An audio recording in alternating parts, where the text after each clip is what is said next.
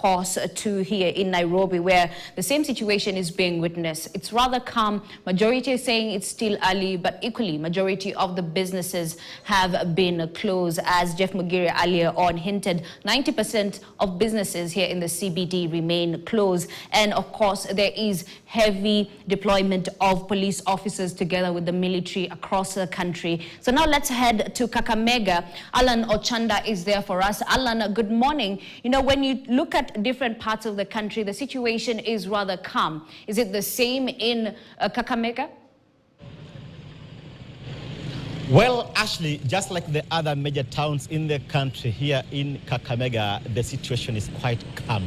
Since morning, we've been visiting and traversing the various streets of Kakamega town, where we've established there's a smooth ongoing of activities. Remember that unlike the last 2 weeks, when Tuesdays and Wednesdays, when business premises were closing, or especially on such days reserved for the when the Gen Zs had already given notice for their demonstrations, then it will actually lead to the closure of business premises and a halting of key services and activities in the towns, especially transport services, because the last 2 weeks have actually witnessed vandalism, wanton destruction of property. We saw the torching of a double cabin car owned by the county government of Kakamega. We saw a section of the Kakamega-Kisumu highway, which was under renovation and the erecting of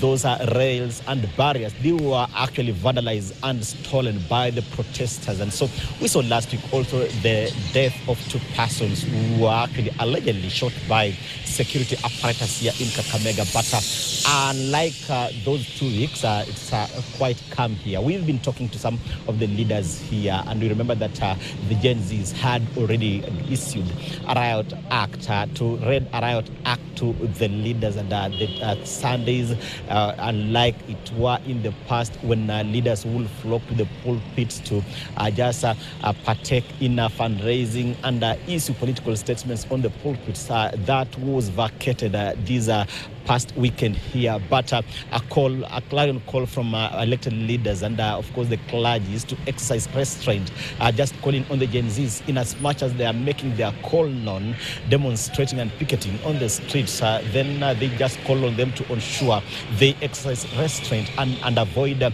banning and just attacking, actually hunting down members of parliament who supported the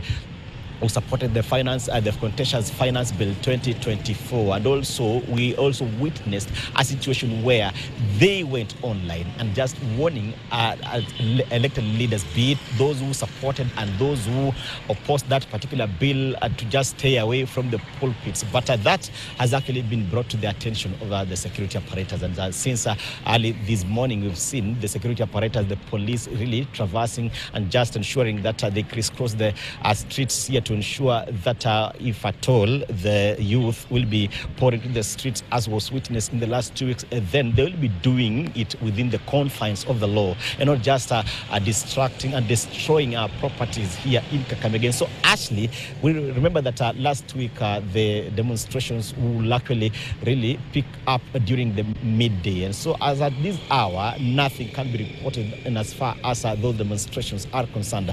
But we shall still be keeping an eye to just bring our viewers to speed with whatever happens here in Kakamega, because there was looting. And so the security apparatus just here to ensure that maybe they keep the protesters at bay, to ensure that business premises, as key installations like the county government offices, police stations, the state lodge, and of course those homes of political leaders who are said to have supported that particular bill and who were actually targeted in the last demonstrations, then the security apparatus will be ensuring that such installations are actually secured and ensure that nobody really attempts to maybe access them or vandalize them. And so, Ashley, we are still here to just ensure that we keep an eye and bring our viewers to speed with the happenings here in Kakamega.